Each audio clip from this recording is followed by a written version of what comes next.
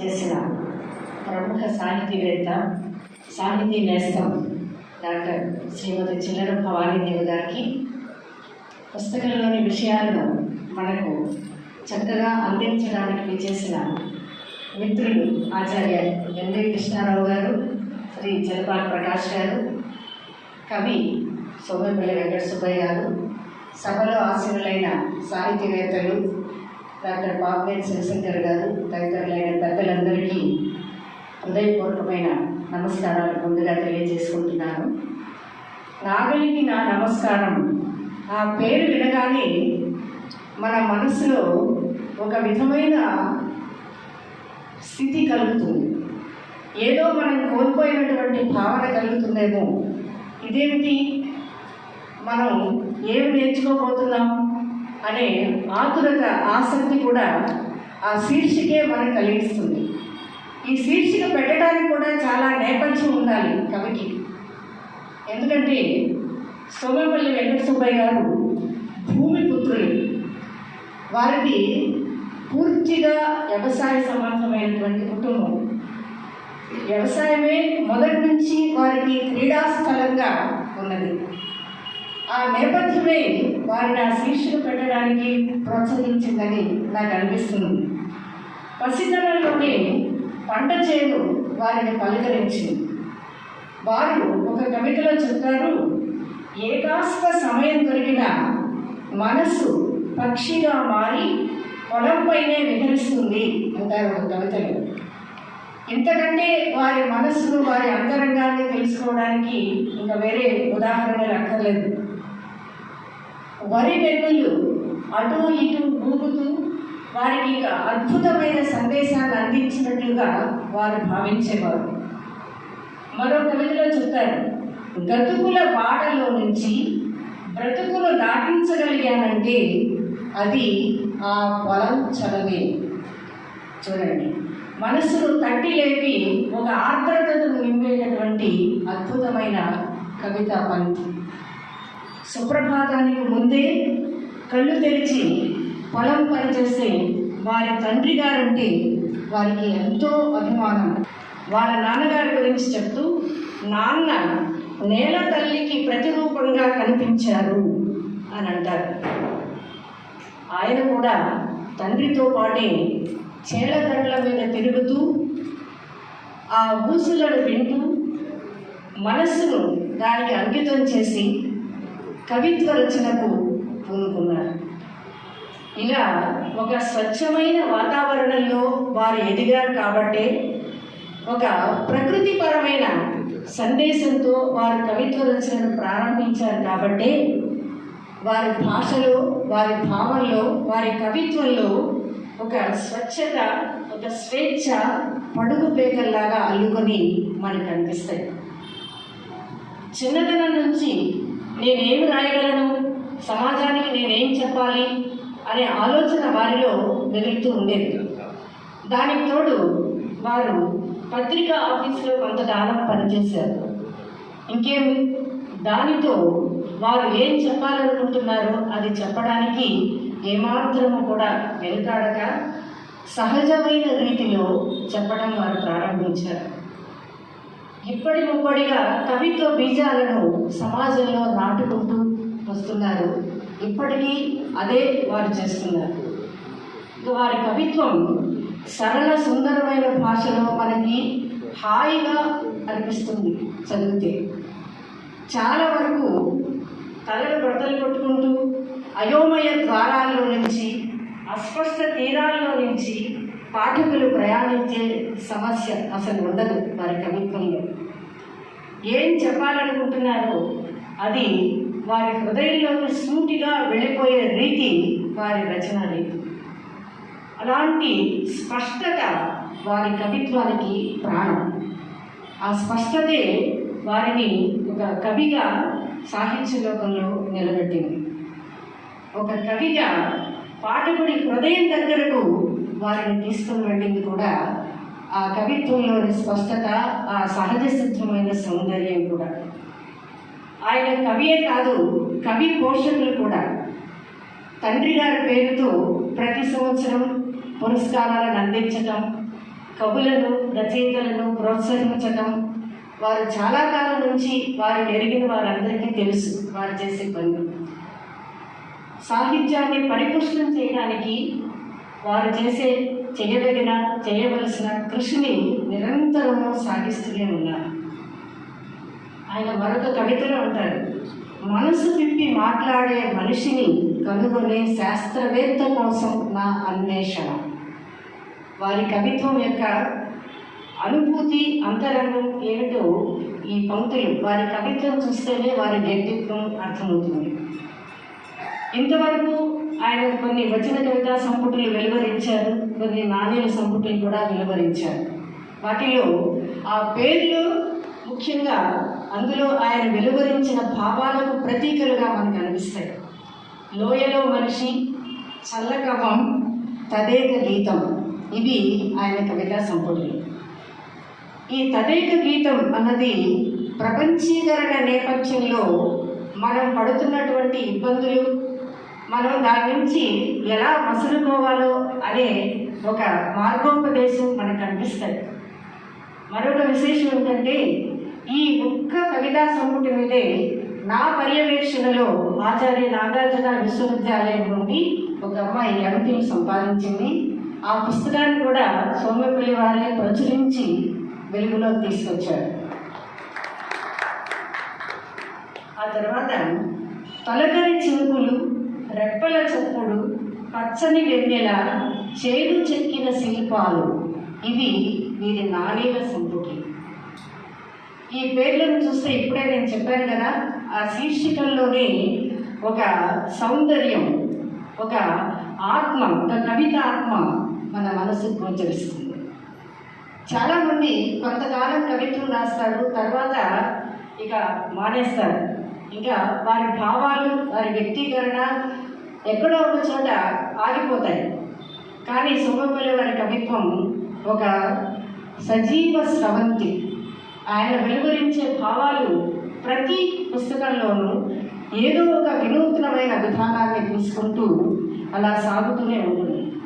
అది వారి కవిత్వం యొక్క విశేషం. అయితే ఎంత తాత్వికతను ఎంత చిన్న పదాల్లో చెప్పాలో కూడా సోమపల్లి వారికి తెలిసినట్లుగా మరి ఎవరికి తెలియదేమో. ఒక నాణ్యంలో చెప్తారు, బూడిదంటే చులకన ఎందుకు, అది జీవితపు తుది జాడ. చూడండి, చాలా చిన్న పదాలు, అసలు నాని లక్షణమే అది. చాలా చిన్న పదాల్లో ఒక అపరిమితమైన, ఒక గహనమైన భావాన్ని వెల్లడించడం నాని ఒక ప్రధాన లక్షణం. దాన్ని వారు చక్కగా పట్టుకున్నారు.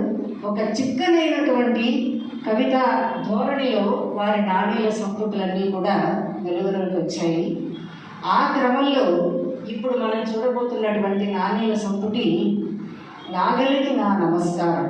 ఇందాకే నేను చెప్పినట్లుగా ఆ శీర్షికే మనందరినీ కూడా దాని వైపు ఆకర్షితులను చేస్తుంది. దానిలో ఆయన ఏం చెప్పారో చదవాలనిపిస్తుంది. అంత అద్భుతమైన శీర్షికతో మన ముందుకు తీసుకొస్తున్నారు ఈ సంపుటిని. ఈ సంపుటి విశేషాలను చెప్పడానికి ఆచార్యులు కృష్ణారావు గారు, ప్రకాష్ గారు ఉన్నారు కాబట్టి సంపుటి లోపలికి నేను వెళ్ళడం లేదు. వారి సాహిత్య కృషి, వారి కవితా మార్గం ఏమిటో ఈ 2 మాటలు మీతో పంచుకున్నాను. ఇప్పుడు ఈ గ్రంథాన్ని ఆవిష్కరించవలసిందిగా సాహిత్యవేత్త డాక్టర్ చిల్లర భవానీదేవి గారిని ఆహ్వానిస్తున్నాను.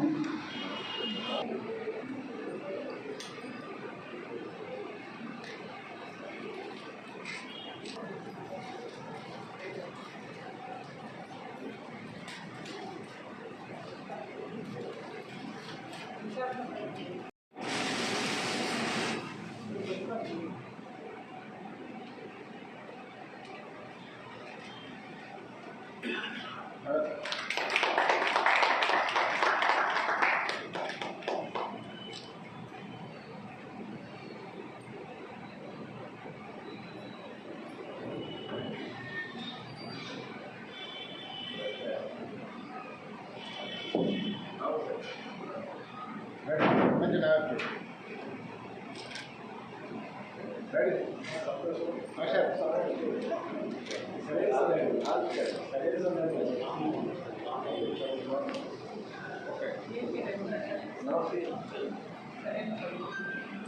ధన్యవాదాలండి. ఇప్పుడు భవానీదేవి గారిని సందేశం అందించవలసిందిగా కోరుతున్నాను.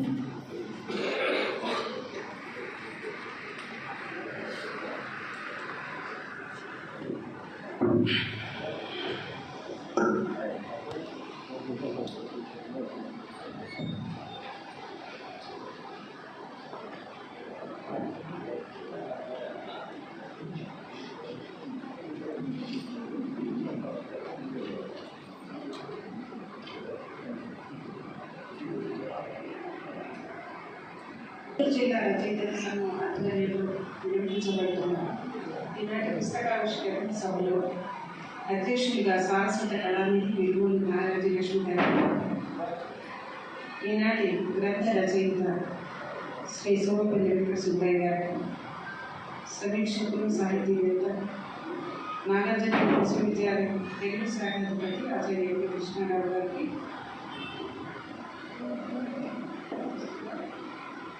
రమ్యభారతి సాహిత్య పత్రిక ఎడిటర్ సాహితీవేత్త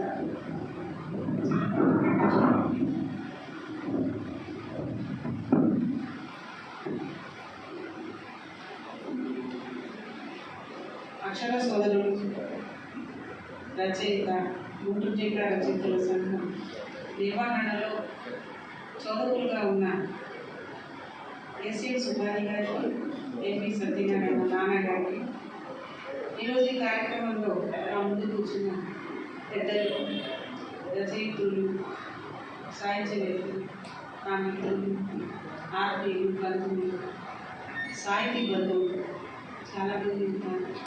అందరికీ నేను ఇక్కడ కలవడం నాకు చాలా సంతోషంగా ఉంది, ఆనందంగా ఉంది.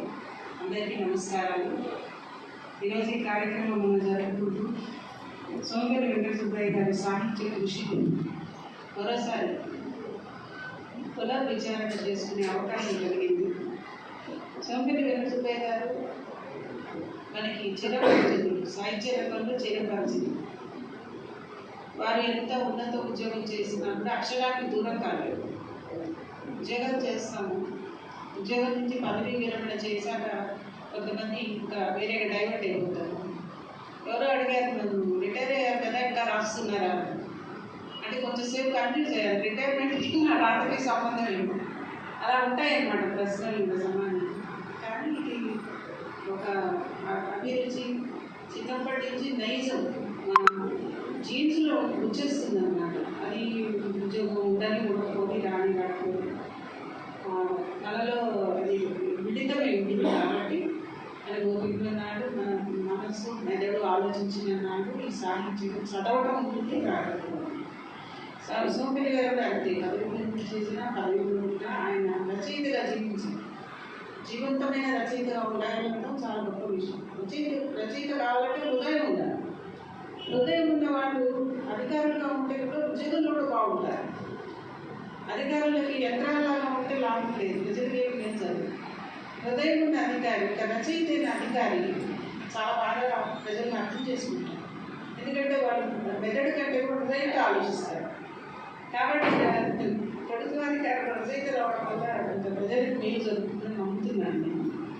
నాణ్యం సభ్యుల్లో 4 నాణ్యం సభ్యులు రాసినా తృప్తి చెందలేదు వారు. మళ్ళీ 5వ సభ్యుడు వచ్చింది మన దగ్గరికి. నాగరికి నా నమస్కారం. లోగడ 4 నాణ్యాలు సభ్యులు రాశారు. అంటే ఇంకా చెప్పాల్సింది ఆయన ఉన్నది చాలా, ఏమీ అయిపోదు. ఎంత చెప్పినా ఇంకా తల్లి తీరదు. అందులో నాణ్యులు ప్రక్రియని చాలా ప్రతిష్టం చేసినటువంటి నాణ్యుల కుటుంబంలోని వ్యక్తి సోదరుడు ఆర్జుడు. గోపిగారి నాణ్యుల నాన్న అంటే చిన్న నాన్నలు ఇచ్చారు. అప్పట్లో అంత నాణ్యులకి కృషి చేశారు. అంటే ప్రక్రియ నిలబడాలంటే గతంలో ప్రక్రియలు వచ్చినాయి, ఉచ్చాసనాలు వచ్చినాయి, ఇట్లా రైతులు కొన్నాళ్ళు నిలబడ్డాయి. ఉచ్చాసనాలు కొంతమంది రాశారు, ప్రపంచ పదులు 1 మంది రాశారు. నాణ్యులు ఇట్లా కాలం నిలబడ్డాయి, ఇప్పటికీ రాస్తున్నారు. కొంతమంది అంటే కొంతమంది కృషి ఉంది, ప్రోత్సాహం ఉంది. మళ్ళీ కొంతమంది వాళ్ళకు వాళ్ళే అనుకొని రాస్తున్నారు. రకరకాల వైవిధ్యభరితమైన అంశాలు నాణ్యంలోకి వచ్చాయి. అది సోమపల్లి గారు ముఖ్యంగా ఒక వ్యవసాయ కుటుంబం నుంచి వచ్చిన వ్యక్తిగా ఆయన పెట్టినటువంటి శీర్షికలు కానీ, ఆయన రాస్తున్న సబ్జెక్టు కానీ, వ్యవసాయానికి మట్టికి దూరం అయితే మనిషికి అర్థం లేదు. మట్టికి మన ఆకాశంలో విమానంలో ఎక్కినా మన చూపులు భూమిని చూస్తుంది, మన చూపు మట్టి మీద ఉంటుంది ఆటోమేటిక్గా. మనుషుల్లో కదా, ఆకాశంలో విమానంలో మన ఆకాశాన్ని చూడడం కిందికి చూస్తాం కాబట్టి మనం మట్టి వైపే మన చూపు నడుస్తూ ఉంటుంది. కాబట్టి అలా నేను సోమపల్లి గారిని అర్థం చేసుకున్నాను. ఈ నాణ్యం 25 పైన ఇంకా నిలబడి ఉన్నాయంటే బ్యాటరీలో బలం ఉంది, వ్యక్తులు కూడా ఇష్టపడ్డారు కాబట్టి నడుస్తున్నారు. ఈ తొలకరి చిలుకులు, రెప్పల చప్పుడు, పచ్చని వెన్నెల, చేంచిక్కిన శిల్పాలు, కవిత్రీకరింపబడిన శీర్షికలతో వారు వెలువరించిన నాణ్య శిల్పాలు ఇతర పుస్తకాలతో పాటు ఇందులో ఎక్కువగా వ్యవసాయానికి సంబంధమైన నాణ్యం. నేను సమీక్షకురాలు కాదు కాబట్టి నేను ఇప్పుడు అన్నీ అట్లా చెప్పేస్తూ ఉంటే సమీక్షకులకు అన్యాయం చేసింది అనుకుంటాను. కానీ చదివాను పుస్తకం హాయిగా ఒక సిట్టింగ్లో చదివేశాను. ఎవరైనా చదవగలరు, నేనే కదా, ఎవరైనా ఇట్లా పట్టుకుంటూ ఎవరైనా చివరికి చదువుతారు. అయితే ఈ మనం ఏదైనా ఒక కవిత్వం, రచన కవిత్వం కానీ, ఒక పద్యం కానీ, ఒక నాని కానీ చదివినప్పుడు అందులో జీవితం మొత్తాన్ని పెట్టలేము. ఆ జీవితం మొత్తం ఏ పద్యంలోనూ ఇవ్వడదు, అది ఒక కోణం, ఒక పార్శ్వం చెప్తుంది. అలాగే నాణ్యంలో కూడా మెరుగులు లాంటి ఎన్నో భావాలు గ్రామం గురించి, వ్యవసాయం గురించి ఉన్నాయి. ఒకప్పుడు వ్యవసాయం, ఇప్పుడు వ్యవసాయం ఇంత మార్పు చెందింది. మనం అన్ని పేపర్లలో చాలా చూస్తున్నాం. రాజకీయమైన ఒత్తిడిలో రైతులలో నష్టపోతున్నారు, ఇలాంటివన్నీ కూడా ఎప్పుడో దువ్వూరు రామిరెడ్డి గారి కృషి వల్లుడు ఒక కావ్యం రాశారు. ఆనాటి నుంచి వ్యవసాయం మీద, రైతు మీద కావ్యాలు వస్తూనే ఉన్నాయి. సోమపల్లి గారి రచనలో ముఖ్యంగా రైతుల గురించి, గ్రామం గురించి, ఆయన గ్రామాన్ని ఆయన ఉంటున్నది గుంటూరులో, కానీ ఆయనది మైండ్ అక్కడే ఉంటుంది, ఆయన గ్రామంలో. చాలామంది అలా ఉండగలుగుతారు, ఉంటారు కూడా. మన మనసులో చిన్నప్పటి ఆ దృశ్య చిత్రాలు ఉంటాయి, మనం ఎక్కడున్నా ఉంటాం. అవి కాపాడుకోగలిగితే మన మనుషులుగా ఉంటాం. కొంతమంది సిటీకి వచ్చాక పాత ఫోటోలన్నీ చింపేయడం నేను చూశాను. వాళ్ళ గ్రామంలో ఒక చిన్న పూరింట్లో ఉన్నది చింపేయడం చూసిన బాధపడ్డాను. అంటే అది ఒక అవమానకరంగా చింపేశారు నా ఎదురుగా. అది కనపడకూడదు ఇప్పుడు ఆ లైఫ్, ఇప్పుడు ఇదిగా ఉండాలన్నమాట. మరి అది ఎందుకు అలా అంటే ఆ జ్ఞాపకాలు గుర్తు చేసుకోవడం అవసరం లేదు.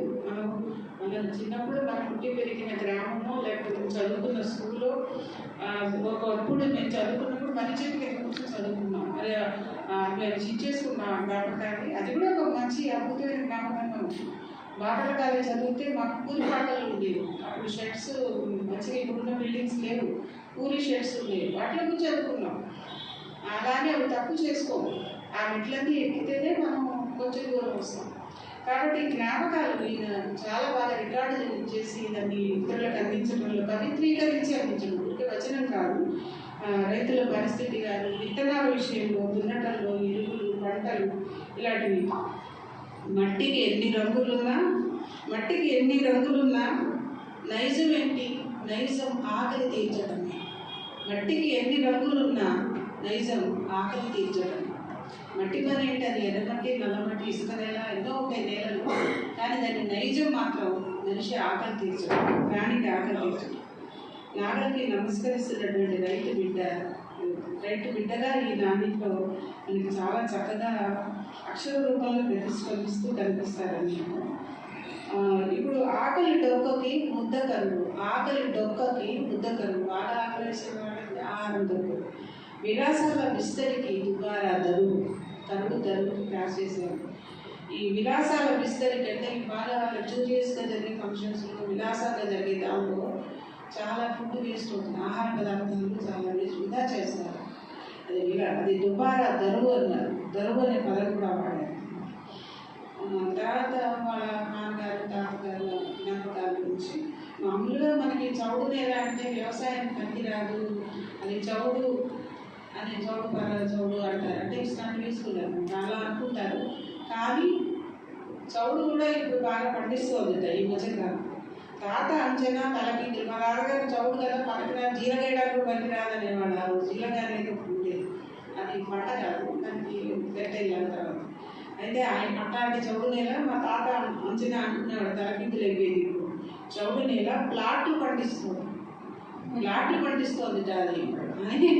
నిజంగా ఇప్పుడు ఆధునిక సమాజం ఎలా ఉంది, భూమిని చూస్తే భూమి మనకు అన్నం పెట్టి అమ్మలాగా కనిపిస్తుందా, భూమి నిండా కరెన్సీ నోట్లు ఇట్లా పరిచి కనిపిస్తుందా, నాకు అనిపిస్తూ ఉంటుంది. భూమి అన్నం పెట్టి అమ్మ, అన్నం చేయి కనిపించాలి, అక్కడ కరెన్సీ నోట్లు పరిచి కనిపిస్తే అది ఫ్లాట్లో అపార్ట్మెంట్ లేదు.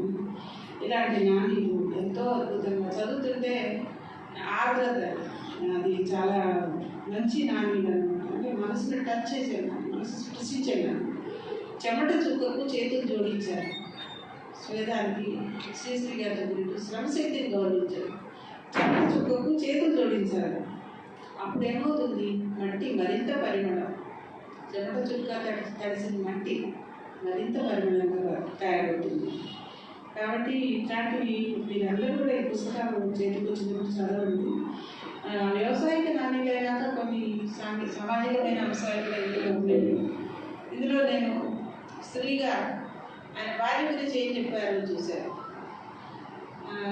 అందరూ భార్య గురించి కవితలో చాలా బాగా రాస్తారు, నిజ జీవితం వేరుగా ఉంటుంది, అక్కడో తెలుసుకుంటారు. కానీ సోమపల్లి గారి వ్యక్తిత్వం తెలుసు కాబట్టి ఆయన నిజంగా ఆయన అనుకుంటున్నది రాశారు. అర్థభాగమే కాదు, భార్య అంటే అర్థభాగం, అర్థానికి అంటారు. అర్థభాగమే కాదు, ఆర్ద్రభాగం కూడా. ఆర్ద్రభాగం కష్టం కలిగితే నీ మనసు నొచ్చుకుంటే, నీకు బాధ కలిగితే ఆర్ద్రత చూపించేటువంటి జీవిత భాగస్వామి నీ భార్య అని చెప్పారు. సంసార రథానికి ఆమె ఇలుసు తిరిగిపోతే రథం పనిచేది, ఎంత గొప్పగా నిర్మించినా కానీ ఆ రథం పడిపోతుంది. కాబట్టి సంసార రథానికి భార్య ఇలుసని కూడా అంగీకరిస్తారని నేను భావిస్తున్నాను. అర్థభాగమే కాదు, ఆర్ద్రభాగం కూడా.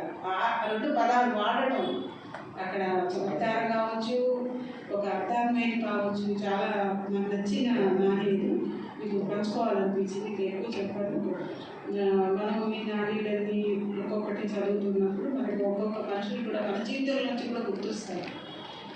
వ్యక్తి నుంచి సమిష్టికి అని అంటారు కదా, వైయక్తికమైనటువంటిది మళ్ళీ సామాజికరణ చెందడం కూడా కవిత్వంలో ఒక భాగము. ఈ పుస్తకానికి ఉన్న బొమ్మ కూడా నేను చాలా ఇష్టపడ్డాను. అసలు నాగలి దృశ్యాలు కర్మాలు సందర్భంలో ఉన్నాను. పొలాలు ఎలా తిరుగుతున్నారంటే ట్రాక్టర్స్ తిరుగుతున్నారు. నాగలి ఒక 2 ఎద్దులు చెన్నాకలు పట్టుకొని రైతు నడిపేటువంటి దృశ్యాలు చిన్నప్పుడు చాలా కొన్ని చోట్ల జరుగుతున్నాయి. బట్ కొంత యంత్రాల ప్రవేశం జరిగాక ట్రాక్టర్స్ ఈజీ దున్నేస్తున్నాయి అనుకుంటున్నారు. కానీ మా చిన్నప్పుడు రైతు నాగలు నిజాన్ని పెట్టుకొని పొద్దున తర్వాత వేళలో వాళ్ళు ఇలా పొలం వైపు వెళ్తున్న దృశ్యాలు సినిమాలో కాదు, నిజ జీవితంలో చూసాను, పల్లెలో పెరిగేటప్పుడు. ఇప్పుడు ఆ దృశ్యాలు కొంచెం తగ్గిపోతుంది. కానీ ఈ కవర్ పేజీ కూడా, ఒక చిత్రం కూడా చాలా మనసుకి ఈ టైటిల్ తగ్గట్టుగా నాగలికి నమస్కారం తగ్గట్టుగా వేశారు ఆర్టిస్టు. సోమపల్లి గారి మనసుని పట్టుకొని ఆయన కూడా చాలా బాగా వేశారు. కవర్ డిజైన్ గిరిధర్ విజయవాడ, అది నచ్చింది. నేను పుస్తకం గురించి ఎక్కువ చెప్పద్దని తగ్గించుకున్నాను, ఎందుకంటే సమీక్షకులు ఉన్నారు. నాణ్యలు మనకి ఊరి పేరుతో వచ్చింది. గుంటూరు నాణ్యలు, బొంబాయి నాణ్యలు, హైదరాబాద్ నాణ్యలు నేనే రాశాను, బాపట్ల నాణ్యలు కూడా రాశాను. పుస్తకం చూస్తాను. ఊరి పేరుతో వచ్చినవి ఒక అంశం, వ్యవసాయంతో వచ్చింది ఒకే ఒక అంశం తీసుకొని రాసినవి చాలా ఉన్నాయి. తెలంగాణ నాణ్యలు వచ్చాయి. కానీ సోమపల్లి గారు ఏది రాసినా కూడా నాణ్యంలో ముఖ్యంగా ఆయన అగ్రికల్చర్ వ్యవసాయం సంబంధించిన మట్టి మనిషిగా ఆయన తన కవిత్వాన్ని మనకి చాలా అవసరం. ఇలాంటి కవులు రచయితలు మనం ఎక్కడో ఆకాశాలు వెళ్ళిపోయి వేరే వైపు ట్యాప్ చేద్దాం అంటే అందరి చుట్టూ ఆకాశం వైపు కాకుండా మట్టి వైపు మరలించేటువంటి ఒక కవి, రైతు వైపు చూడాలనేటువంటి ఒక కవి సోమపల్లి గారు.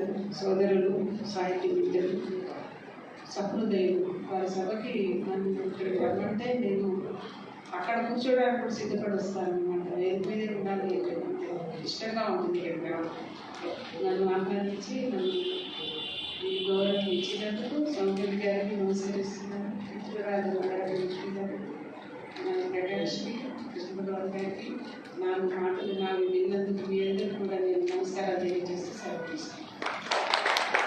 కవి మొదట చూస్తాడు, అందరితో పాటు సమాజంలో ప్రతి వ్యక్తి అనేక దృశ్యాలను దర్శించినట్లుగా కవి కూడా దర్శిస్తూనే ఉంటాడు. అవి అంతరాంతరాల్లో ఎక్కడో నిక్షిప్తమైపోతాయి ఆ దృశ్యాలన్నీ. ఆ తర్వాత మళ్ళీ అక్షర రూపంలో వెలువరించినప్పుడు ఆయన స్రష్ట అవుతాడు. అలాగే ఒక రైతు కూడా అలాంటి వాడే. నాగలితో రైతు పొలం దున్నినప్పుడు తుమ్మల సీతారామూర్తి గారు చెప్తారు ఒక చోట, తిన్నగా వెళుతుంది ఆ వరుస సూత్ర పట్టినట్లు అని. ఒక దారంతో దాన్ని కొలిచి ఎలా అయితే సమానంగా ఇంజనీర్లు రోడ్లు వేయడానికి కొలతలు వేస్తారో, ఒక రైతు ఏమీ చదువుకోకపోయినా సరే తన వ్యవసాయంలో అంత అద్భుతమైన శిల్పాన్ని కళను చూపిస్తారు. నాగలి యొక్క గొప్పతనం అది. అందుకే నాగలిని చూడగానే, నాగలి పేరు వినగానే రైతు కుటుంబంలో జన్మించిన వాళ్ళందరికీ కూడా ఒక మనసులో ఒక ఆర్ద్రత చోటు చేసుకోవడం అనేది అనివార్యం. మనకి పాపినేని శివశంకర్ గారి కవిత్వం చూస్తే కూడా మనకు ఆ భావనే కలుగుతుంది.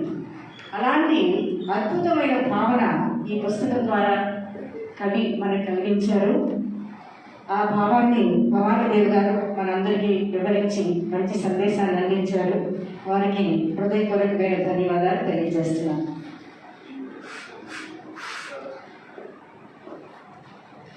ఛానల్ వారి కోసం మళ్ళీ పుస్తక ఆవిష్కరణ కార్యక్రమం.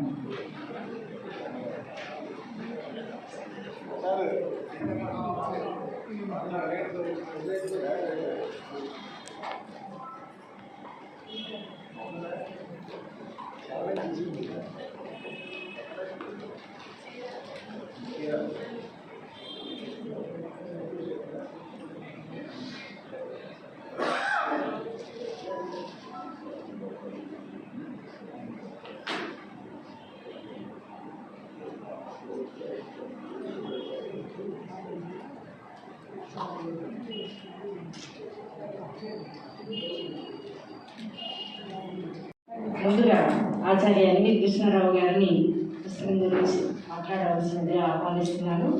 కృష్ణారావు గారి గురించి మీ అందరికీ తెలుసు కదా, ప్రత్యేకంగా చెప్పనవసరం లేదు. వారు చాలా ఉత్సాహపూరితమైన వాతావరణంలో పరిశోధకులతో కానీ విద్యార్థులతో కానీ సంభాషించవలసిందిగా కోరుతున్నాను.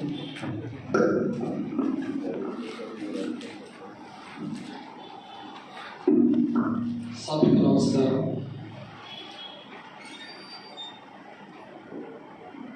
ఈనాటి ఈ పుస్తకావిష్కరణ సభకు అధ్యక్షత వహిస్తున్నటువంటి పెద్దలు శ్రేయోభిలాషులు డాక్టర్ నారాజకృష్ణ గారికి, ముఖ్య అతిథిగా వచ్చేసినటువంటి పెద్దలు ప్రముఖ కథా రచయిత్రి శ్రీ చెల్లం భవానీదేవి గారికి,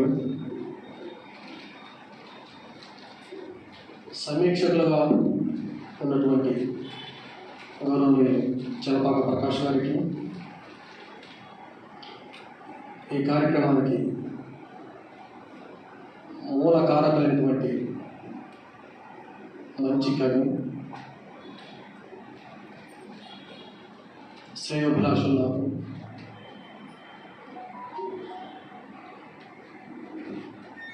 గొప్ప మృదు స్వభావి, ఈ నానీల పుస్తక రచయిత గౌరవనీయులు శ్రీ సోమపల్లి వెంకట సుబ్బయ్య గారికి హృదయపూర్వక నమస్కారాలు.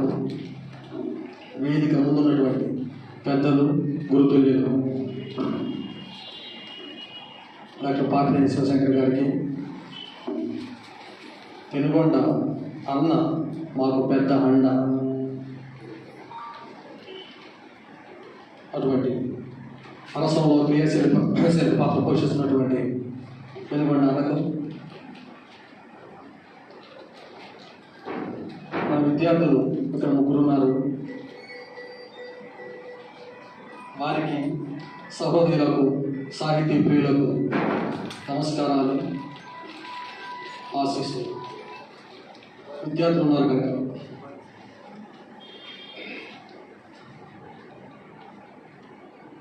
సోమేపల్లి వెంకట సుబ్బయ్య గారి గురించి వారు 10 రోజుల క్రితం నాకు ఫోన్ చేశారు. వారు ఆదివారం పుస్తక సమీక్ష ఉంది, చేయగలరా అని. మాకు పిల్లలకి పరీక్షలు ఉన్నాయండి, కుదరదేమో అన్నాను. కానీ వారు ఒక్కసారి చూడరాదా అన్నారు. సోమేపల్లి వెంకట సుబ్బయ్య గారు చెప్తే కాదని అంత గొప్ప సాహసం నాకు లేదు. ఎందుకంటే మా ఇద్దరి మైత్రి దాదాపు 1998 సంవత్సరం నుండి. వారు ఆర్టీఓగా గుంటూరులో పనిచేస్తున్నప్పుడు తెలుగు భాషోద్యమ సమాఖ్య తరఫున గంగప్ప గారు, ఆదినారాయణ గారు, సింగారావు గారు, నేను ఎన్నోసార్లు వెళ్ళి వారితో కలిసి ఆ కార్యక్రమానికి సంబంధించినటువంటి చర్చలు వారి ఆఫీసులో చేసేవాళ్ళం. చాలా సహృదయులు అనేది మీకు గొప్ప సంస్కారం. వారు పిలిస్తే రాదు అనటం గుంటూరు జిల్లాలో ఎవరికీ కూడా. ఎందుకంటే వారు అజాత శత్రువు. కవిత్వం పక్కన పెడదాం, వ్యక్తిత్వం ఉన్నతమైనది. అటువంటి వ్యక్తి పిలిస్తే రాకపోవడం అది అవతల వారి యొక్క పద్ధతి కాదని నా భావన. అటువంటి వెంకట సుబ్బయ్య గారు ఈ నాణ్యాల పుస్తకం సమీక్ష చేయడానికి నాకు అవకాశం ఇచ్చినందుకు నేను వారికి ధన్యవాదాలు తెలియజేసుకుంటున్నాను. ఒక పుస్తకం సమీక్ష అన్నారు. అసలు ఇది సమీక్ష చేసే పుస్తకమా? First point. అదేంటి, చాలా నీటుగా ఉంది కదా. సమీక్ష చేయటానికి అంత కఠినమైన పదాలు వారు వాడలేదు కదా. అంత తేలికగా సరళంగా మీ గుండెల్లోకి అర్థమైపోయే విధంగా వారు పదాల నిర్మాణం జరిపితే దానికి గొప్పగా వ్యాఖ్యానం చేసాం లేక సమీక్ష చేసాం అనుకోవడం అది సమీక్ష చేసే వాళ్ళ యొక్క భ్రమే. కానీ పుస్తకావిష్కరణ సభలో ఒక ప్రోటోకాల్ ఉంటుంది కనుక, ఒక పద్ధతి ఉంటుంది కనుక కొంతవరకైనా దాన్ని పాటిస్తూ సమీక్ష అనే ఒక శీర్షికతో ఒక ఇద్దరు వ్యక్తులు పిలవడం సమీక్షకు ఆనవాయితీ. దీనివల్ల ఒక ప్లస్, పుస్తకం అంతా చదవని వాళ్ళు, చదవటానికి సమయం లేని వాళ్ళు ఈ అరగంట ఇక్కడ ఉంటే సరిపోతుంది. కానీ నాణ్యాల పుస్తకంలో వెంకట సుబ్బయ్య గారు చూపించినటువంటి భాష చూసిన తర్వాత ఇది ప్రతి ఒక్కరికి చాలా సరళంగా అర్థమవుతుంది. అంత కఠినమైన పదాలు, అంత దీర్ఘమైన సమాసాలు, అంత దుస్సందులు కుస్సందులు అసలు ఏమి, మనం మాట్లాడుకునే భాష కొంత ప్రామాణికంగా పద్ధతిగా దాంట్లో ప్రవేశపెట్టారు. 4 పాదాలు కనుక అందరికీ నచ్చుతుంది, అందరికీ అర్థమవుతుంది. ఈ సందర్భంలో వారి గురించి చెప్పిన మరొక అంశం, గోపి గారు నాణ్యాలను సృష్టించిన తర్వాత ఆ ప్రభావం ఎక్కువగా ప్రసరించిన వాళ్ళు లేక ఆ నాణ్యాలను మరింత ప్రభావవంతంగా ముందుకు తీసుకెళ్లిన వాళ్ళలో మొదటి తరం చెందిన వారు శ్రీ సోమేపల్లి వెంకట సుబ్బయ్య గారు. దానికి మనం హ్యాట్స్ ఆఫ్ చెప్పవలసింది. గోపి గారిని మర్చిపోయారు, కానీ గోపి గారిని బతికిస్తున్నారు గుంటూరు జిల్లాలో వెంకట సుబ్బయ్య గారు. అదేవిధంగా గోదావరి జిల్లాలో నల్లా నరసింహమూర్తి గారు.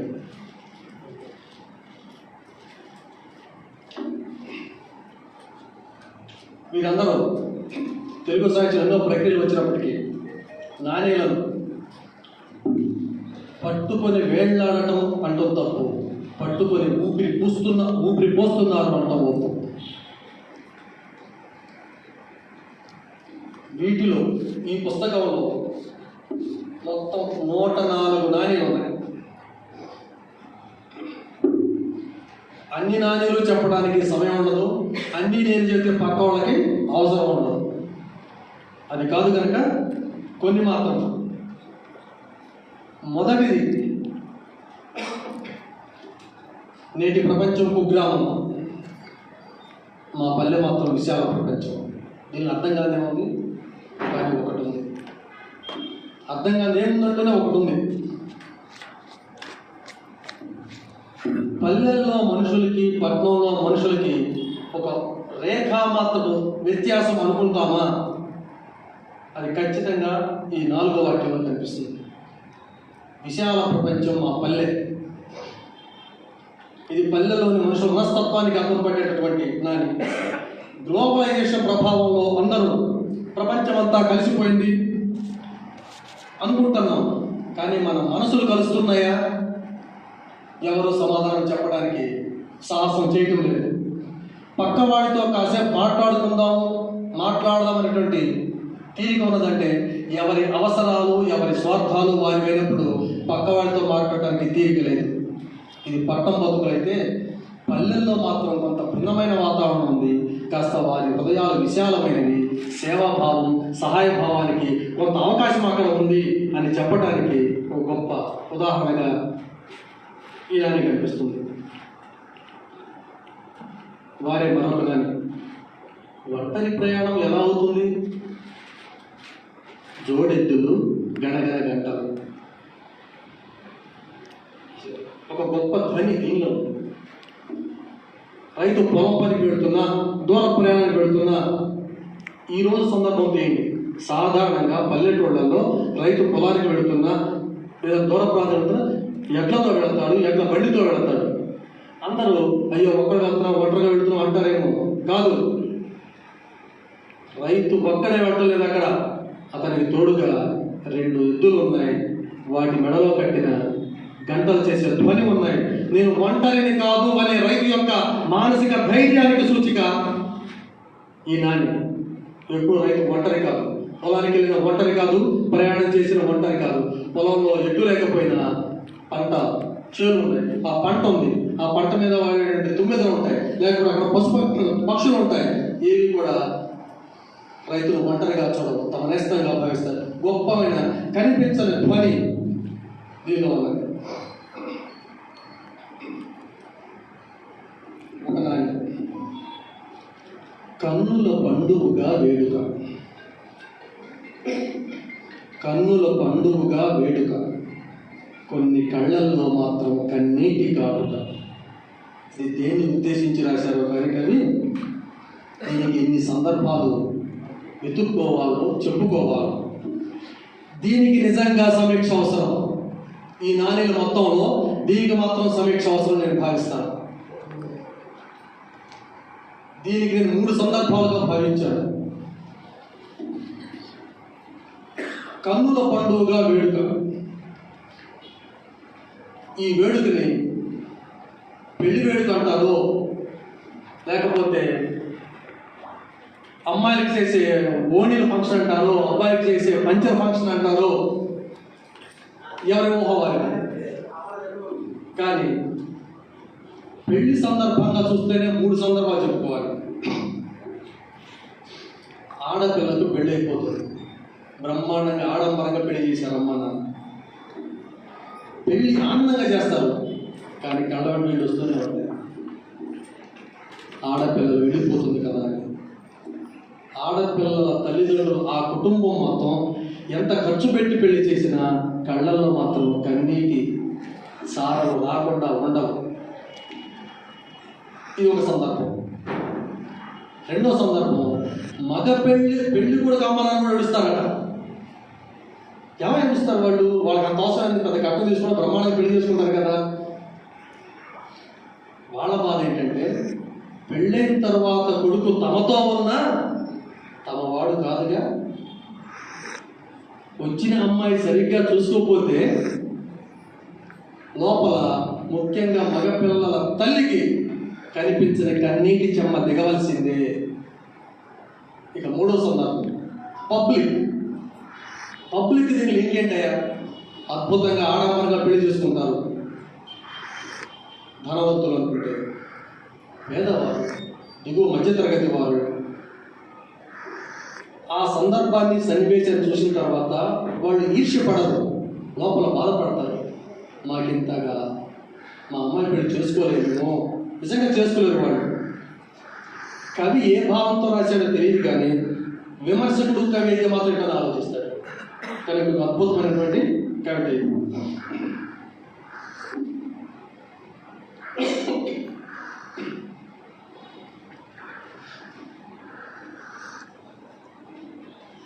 గొప్ప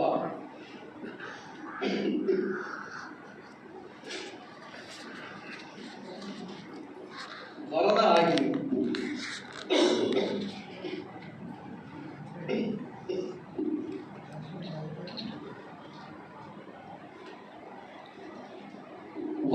ఆగింది, కన్నీటి ప్రవాహం మాత్రం వెల్లువెత్తుతూనే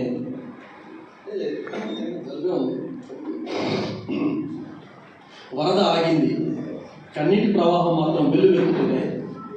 అందరికీ తెలుసు మనకి తుఫాను, భారీ వర్షాలు వస్తే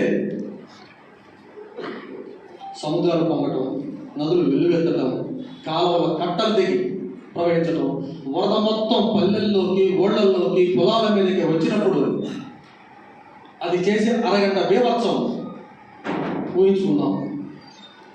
అరగంట తర్వాత అంతా ప్రశాంతమే, ప్రకృతి మొత్తం ప్రశాంతంగా ఉంటుంది. కానీ పల్లె ప్రశాంతంగా ఉండదు, పట్టణం ప్రశాంతంగా ఉండదు, ఆ ప్రాంతాల్లో నివసించే మనుషులు ప్రశాంతంగా ఉండరు. ముఖ్యంగా రైతు అల్లాడిపోతాడు. వరద ప్రవాహం అయితే ఆగిపోయింది, కానీ వాళ్ళ కన్నీటి ప్రవాహాలు ఆగడానికి అవకాశం ఉందా? జరగదు కాక జరగదు. ప్రకృతి విపత్తులు ఒక అద్భుతం నాని ద్వారా నాలుగు వ్యక్తీకరించడం సోమపల్లి గారి కలం యొక్క నైపుణ్యానికి నిదర్శనంగా భావిస్తాను.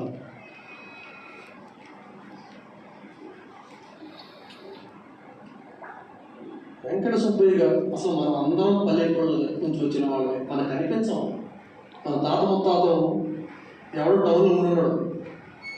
పల్లె నుంచి వచ్చిన వాళ్ళకి ఆ పల్లె స్పర్శ, పల్లె స్పృహ ఉంటే పల్లె పదాలతో పల్లెటూరులోని వస్తువులనే ప్రధానంగా తీసుకున్న కవిత్వం రాయడానికి అవకాశం ఉంది.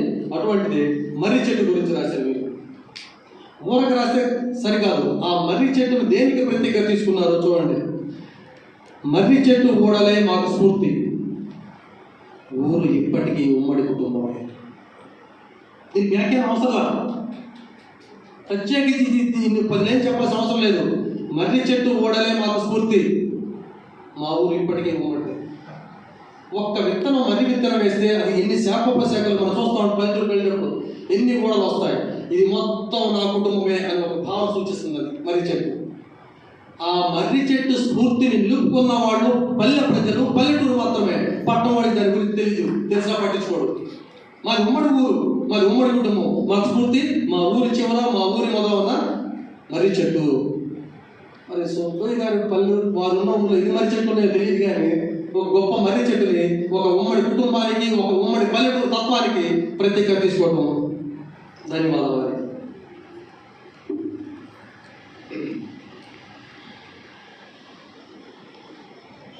అమ్మా నాన్నల గురించి చాలా గొప్పగా చెప్పారు, నెగిటివ్లో పాజిటివ్.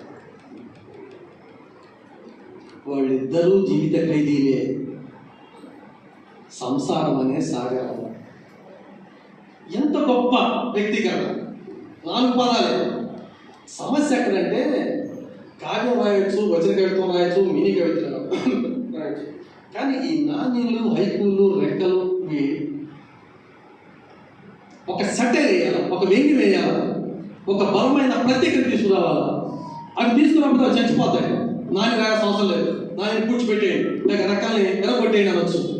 కాదు, ఒక గొప్ప అభివృద్ధి కావాలి అక్కడ. దాన్ని ప్రజెంట్ చేయడానికి కృషి కావాలా. మనకు చెప్తాడు కావ్య విమర్శ, మా గురువు గారు తెలుసు, ప్రతిభా విత్పత్తి అభ్యాసం. ఎవరికి ఏది అవుతుందో, ఎవరు దేన్ని సాధన చేస్తారో వారి రచనలు బట్టి మనం నిర్ణయించవచ్చు. ఇక్కడ గొప్ప అమ్మానాన్న బాగా పనిచేస్తారని చెప్పచ్చు కదా కుటుంబం కోసం. కాదట, వాళ్ళ జీవిత ఖైదీలు, వాళ్ళిద్దరూ జీవిత ఖైదీలే. ఎక్కడ? సంసారం అనే సాగరంలో, జైల్లో కాదు, ఇంకెక్కడ కాదు. అమ్మా నాన్నలు ఒక్కసారి కొత్తగా పెళ్ళైన తర్వాత అబ్బాయి అమ్మాయి మరలా అమ్మా నాన్న అయిన తర్వాత వారు ఎవరిని విడిచి ఎవరికి ఎక్కడికి వెళ్ళిపోతారా? భర్తను విడిచి భార్య వెళ్ళిపోతా, భార్య విడిచి భర్త వెళ్ళిపోతాడా? అలుకులు, తగవలు, కొట్లాటలు సర్వసాధారణ మానవ జీవితాలు. కానీ ఇద్దరు కూడా ఆ జీవితం ఎక్కడ ఖైదీలయ్యా? ఆ చిన్న ఇల్లు, ఆ చిన్న జీవితం, ఆ జీవితంలో ఖైదీలే.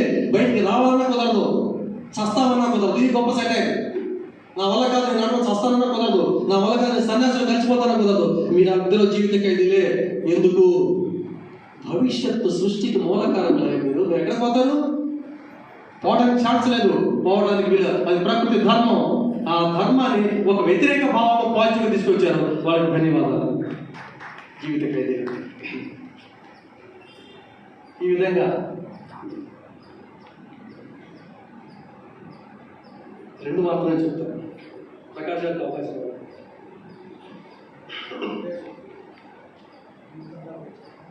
నిజంగా మనం అందరం కలిసి ఉన్నాం అనుకున్నాం. ఎవడెవరితో కలవడం, మీటింగ్ అయినాక ఎవరి దారి వాడింది, ఎవడి ఇల్లు వాడింది, ఎవడి గోడ వాడింది. కానీ నీతో కలిసి ఉండేవయ్యా చాలా గొప్పగా చెప్పాడు. చెప్పులే నయం జోడి విడవు, మనుషులే తోడు నిలవరు. దీని వ్యాఖ్యానం అవసరమా? చెప్పులే నయం కదా. ఇక్కడ రెండు అర్థాలు చెప్పారు. ఎప్పుడు విమర్శకుడికి నానా రకాల అర్థాలు గోచరిస్తాయి. కవికి ఒక్కడే అర్థం వచ్చాము కాక. చెప్పులే నయం జోడి విడవు. రెండు చెప్పులు ఉన్నాయి, అవి ఎప్పుడు ఉదయం వదులుకుంటాం, మనం వేసుకో ఖచ్చితంగా పక్కన తోడు ఉండాల్సిందే. ఇదేమో చెప్పులకి, రెండవది మనకి. చెప్పులకు ఉన్నటువంటి కనీస స్నేహ భావన, సోదర భావన కూడా లేదే మనుషులకి.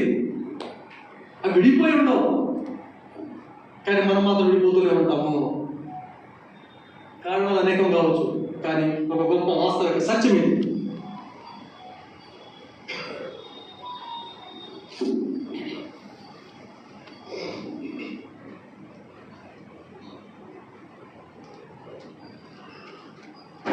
బాగా అనుభవంతో రాసిన గొప్ప కవిత ఇది, గొప్ప నాని ఇది.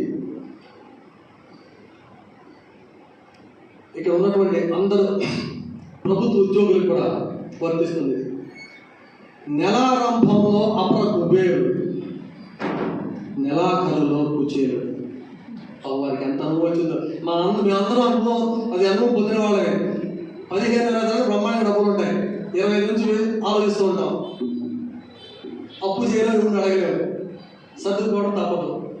కాబట్టి నెలారంభంలో అపర కుబేరుడు, నెలాఖరులో కుచేరుడు. దీనికి వ్యాఖ్యానం అవసరం, సమీక్ష అవసరం.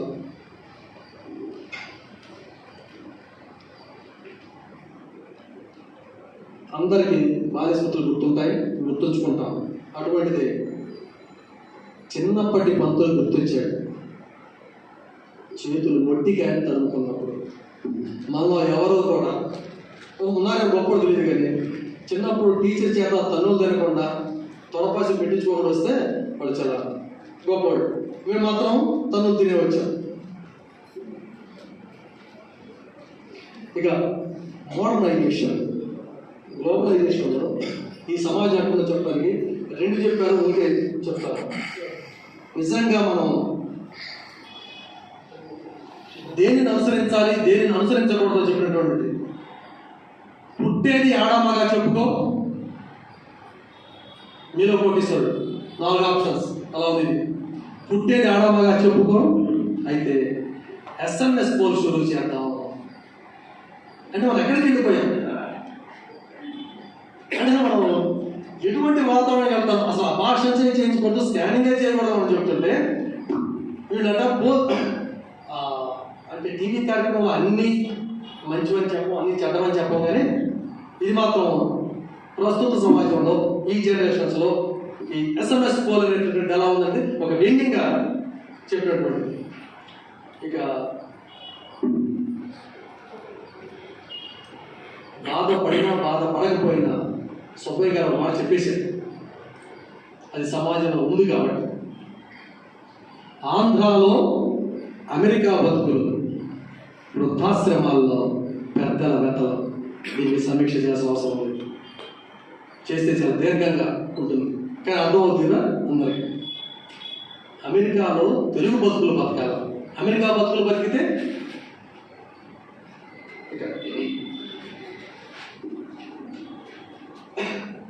చివరగా దాదాపుగా అన్ని సుబ్బయ్య గారు ఎవరిని వదిలినట్టు కనపడదు. బిడ్డకు పాలిచ్చే చోటు చూపరు, గడ్డను పాలిస్తామంట. తీసిన గొప్ప సెటైర్ అంటే నేను తిరుగులేదు. బిడ్డకు పాలిచ్చే చోటు చూపరు, గడ్డను పాలిస్తారా? రాజకీయాలకు చచ్చిపోవాలా నేను చూస్తే. భూస్వాములు, కామందులు, పట్టేళ్ళు, పట్వారి వ్యవస్థ ఎవరుంటే వాడు. దీనికి రాకండి. అసలు తెలంగాణ సాయుధ పోరాటానికి మూలమైనటువంటి వాక్యం ఇది. అది మన అందరికి తెలుసు, గురుగారికి తెలుసు. మా భూమి ముందడుగు నాటకాలకి మనకు వచ్చిన రాజన్న సినిమా చూసిన పెట్రోల్ ఏడుస్తుంటే పాల్గొనడానికి వెళ్తే ఏం చేస్తారు చూసాం. అటువంటి పాలించే ఇంత ప్లేస్ చూపించరు, మీరు ఇంత ప్రపంచాన్ని పాలిస్తారు, ఇంత రాష్ట్రాన్ని పాలిస్తారు. ఎలాగయ్యా? ఎంత గొప్ప సెటర్ ఇది! ఎంత మృదువుగా ఉన్నారు సుబ్బయ్య గారు, అంత ఘాటుగా గట్టిగా రాసినటువంటి నాని. చాలా అన్ని నేను చెప్పేస్తే బాగుంది కనుక ఇంత గొప్పగా అయితే ఒకటి మాత్రం వాస్తవం. సుబ్బయ్య గారు గోపీల నానికి ప్రాణమిస్తున్నారు. వారికి వయసు పెరుగుతున్న కొద్దీ అనుభవ జ్ఞానం పెరుగుతుందనేది ఈ పుస్తకం సాక్ష్యం.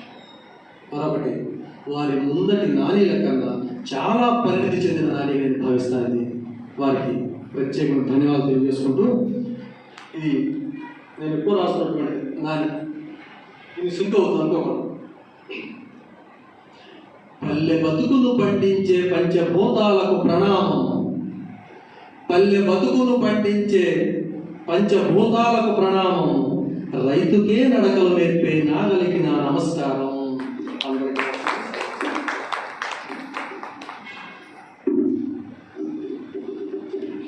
సంపద సృష్టి బుల్లితెర కూడా పనికొస్తుందేమో. అలా ఒక వ్యంగ్య రూపమైన అధిక్షేప రూపమైన నాణీలు కూడా మనకు దీనిలో కనిపిస్తాయి. అక్కడ ఒక ముసలాయన కూర్చొని భమ్ అనే సీరియల్ చూస్తూ ఉంటాడు. అంటే మనం ఎంతగా టీవీలకి అలవాటు పడిపోయామో దాన్ని ఎంత చక్కగా చెప్పారో చూడండి ఈ 4 పంక్తుల్లో. ఇంత అద్భుతమైన గ్రంథాన్ని మనం ఈరోజు చదవగలుగుతున్నాం. కృష్ణారావు గారికి మరొకసారి కృతజ్ఞతలు తెలియజేసుకుంటూ, మరొక వక్త చిలపాక ప్రకాష్ గారిని కూడా ఈ పుస్తకంలో మరికొన్ని విశేషాలను మనకు అందించవలసిందిగా ఆహ్వానిస్తున్నాను. సభాధ్యక్షుడు డాక్టర్ విలువోడు నాగకృష్ణ గారికి,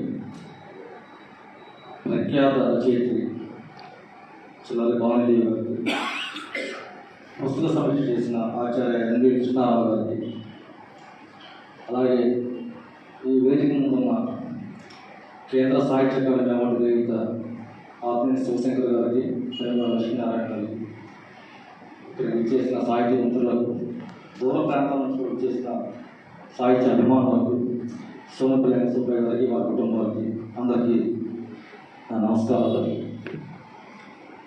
ఎటు గుర్తు చేశారు కనుక మనం తినే అన్నం పండించినకి సహకరించిన నాగులకి, రైతుకి, జోడెద్దులకు, ఇతర పరికరాలు కూడా ఈ సందర్భంగా నా నమస్కారాలు. నిజానికి ఇందాక కృష్ణారావు అన్నట్టు నాని పుస్తకానికి సమీక్షలు అవసరం లేదు, అందులో ఇద్దరు సమీక్షలు ఇంకా అవసరం లేదు. కాకపోతే సుబ్బయ్య గారికి నా మీద ప్రత్యేక అభిమానం, ఎలాగైతే నువ్వు వేదికలు ఉండాల్సిందని చెప్పేసి కోరడం వల్ల ఈ రోజున ఇంకొక సమీక్షకుడిగా మేము ముందుకు వచ్చాను. 1997లో ఆచార్య ఎన్ గోపి గారు ఈ నాని ప్రక్రియ సృష్టించినప్పుడు ప్రారంభ దశలో ఎస్ రఘు గారు, అలాగే ఎస్ఆర్ బలం గారు, చిల్లరి భావనదేవి గారు, అలాగే మన సోమపల్లి సుబ్బయ్య గారు ప్రారంభ దశ నుంచి ఈ నాణ్యతకి పరివ్యాప్తి చెందడానికి కారకులు. అయితే చాలామంది ప్రారంభంలో రాసి ఆగిపోయారు, కానీ సోమపల్లి సుబ్బయ్య గారు ఇప్పటి వరకు రాస్తూనే ఉన్నారు. అది ఆయనలో ఉన్న గొప్పతనం. ఇంకొక విషయం ఏంటంటే, కేవలం ఆయన రాయడమే కాకుండా చాలామంది వ్యక్తులకి స్ఫూర్తినిచ్చి ఉన్నతట్టి నడిపిస్తున్న వ్యక్తి సోమపల్లి సుబ్బయ్య గారు. ఎందుకంటే ఆయన విజయవాడలో డిప్యూటీ కలెక్టర్గా ఉన్నప్పుడు కోపూరి పుష్పాదేవి గారు నాణ్యత రాశారు, అలాగే అడ్డూరి వెంకటరమణ నాణ్యత రాశారు, అలాగే అదే ప్రోత్సాహంతో నేను కూడా 2 నాణ్యత పుస్తకాలు రాయడం జరిగింది. ఈ రకంగా కేవలం తెలంగాణలో ప్రారంభించిన నాని ప్రక్రియకి ఆంధ్రాలో విస్తృతంగా పరిచయం కావడానికి సోమపల్లి వెంకట సుబ్బయ్య గారు ప్రధాన భూమిక పోషించారు. ఆ సందర్భంగా వారికి ప్రత్యేకంగా అభినందించాల్సిందే. ఇక ఆయన రాసిన తొలకరి తెలుగు నుంచి ఇప్పటి నాగలిగిన నమస్కారం పుస్తకం వరకు సోమపల్లి వెంకట సుబ్బయ్య గారి మార్పు తప్పకుండా కనిపిస్తుంది మనకు.